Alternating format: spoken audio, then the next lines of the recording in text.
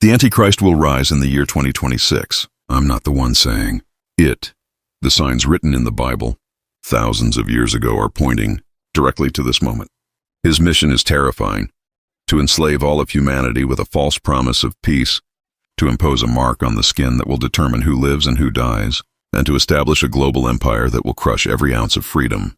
He will come disguised as a savior, but he will be the greatest destroyer the world has ever seen.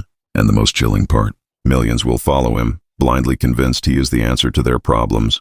Stay until the end, because today I will reveal how he will rise, what his true strategy will be, and what prophecy says will happen to those who follow him, and those who dare to resist. The Bible warns us that the Antichrist will not appear suddenly as a monster. His rise will be subtle, strategic, and deceptive. The Apostle Paul in 2 Thessalonians 2:9-10 describes him this way: the coming of the lawless. One is by the activity of Satan with all power and false signs and wonders, and with all wicked deception for those who are perishing.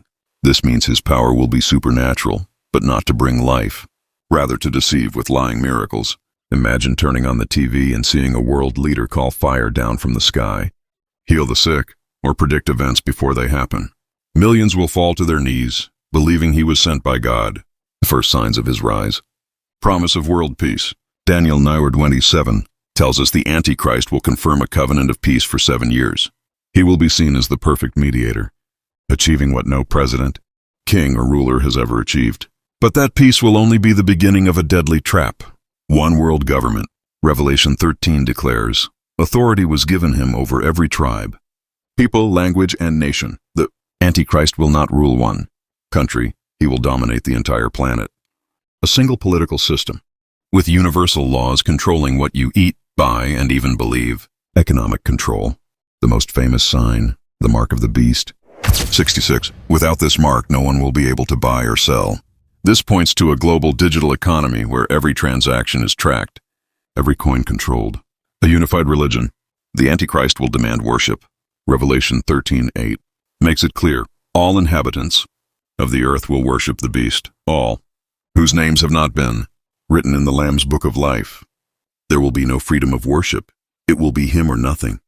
Of the perfect deception. The Antichrist will not come with immediate war. He will come with smiles, promises of hope, and solutions the desperate world has been crying out for.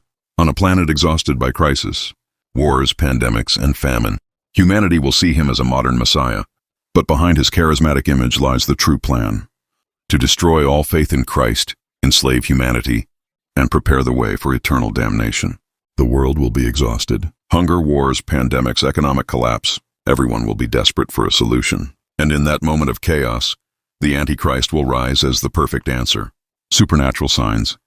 Revelation 13:13 says, and it performed great signs, even causing fire to come down from heaven to the earth in full view of the people. Picture watching live as this man commands fire to fall from the sky, and it happens. Picture crowds crying in awe as he heals the terminally ill, stops disasters, or resolves impossible conflicts. But every one of these signs will not come from God. They will come from Satan himself, using deception as his weapon. The mark of 666 in technology. Revelation 13:16-17 warns, it also forced all people, great and small, rich and poor, free and slave, to receive a mark on their right hands or on their foreheads, so that they could not buy or sell unless they had the mark. We now live in an age where technology controls every part of our lives. Digital payments, implantable chips, artificial intelligence, everything seems to be preparing for a single system of control. The mark will not just be a number, it will be a mandatory digital identity. With it, you will buy food, travel, and access healthcare. Without it, you will be excluded, labeled an enemy of the system. A total domination. The Antichrist won't need armies to rule. All he needs is control over the economy and religion. Those who refuse to worship him will be hunted. Those who reject the mark will be branded as terrorists, rebels, enemies of humanity. And here lies the most terrifying truth. Millions will accept the mark voluntarily. Not because they love him, but because they fear starvation, losing their children, or being erased from the system. The climax of deception. The Antichrist will appear as the world's savior, but in reality, he will be humanity's executioner. His smile will hide death. His promise of peace will conceal eternal war. His greatest miracle won't be healing bodies, but condemning souls. By this point, the Antichrist will have deceived the entire world. World leaders will applaud him. The masses will worship him. And even the oldest religions will unite under his name. But soon, his true identity will be revealed. Ah, the great blasphemy. Revelation 13:5 says, "The beast was given a mouth to utter proud words and blasphemies and to exercise its authority for 42 months. At that moment, the Antichrist will reveal his true face, not a leader of peace, but a direct enemy of God. He will proclaim himself divine, demanding worship as the true God. And the world, blinded by lies, will fall at his feet. And the persecution of Christians. Jesus warned in Matthew 24:9, "Then you will be handed over to be persecuted and put to death, and you will be hated by all nations because of me."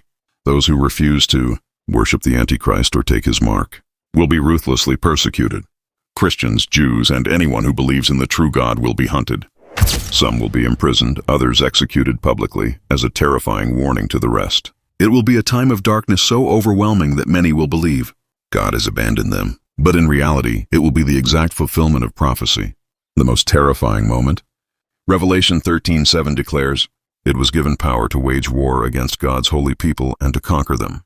This means the Antichrist will appear victorious, for a time. Nations will bow under his control. Voices of faith will be silenced. Or so it will seem. The prophesied downfall. But here is the truth few expect. Even though the Antichrist will appear invincible, his end is already written. And Thessalonians 2:8 says, "And then the lawless one will be revealed, whom the Lord Jesus will overthrow with the breath of his mouth and destroy by the splendor of his coming." No matter how powerful he appears, his destiny is absolute defeat at the hands of Christ. The one who deceived the world with false words will be destroyed. By a single word from the Son of God, the Antichrist will rise as the most powerful leader in history. He will deceive with miracles, rule with laws, and persecute those who remain faithful to their belief. He will be worshipped as a god, but his end is already written. He will be destroyed by Christ at his second coming. And here lies the most terrifying yet hopeful truth. Every person will have to choose. Accept the mark and be part of the Antichrist's system, or resist, even if it means persecution. The Bible is clear. Those who remain faithful, even through suffering, will reign with Christ forever. The Antichrist may control governments, economies, and religions, but he will never control the most valuable thing, your soul. And now I want to ask you, do you believe we are already witnessing the signs of the Antichrist in our time? Or do you think his arrival is still far away? Tell me in the comments below. I want to read your thoughts.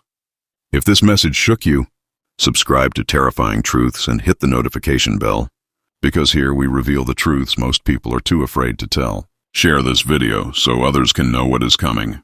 And remember, prophecy will be fulfilled. The choice of which side you stand on, it's in your hands.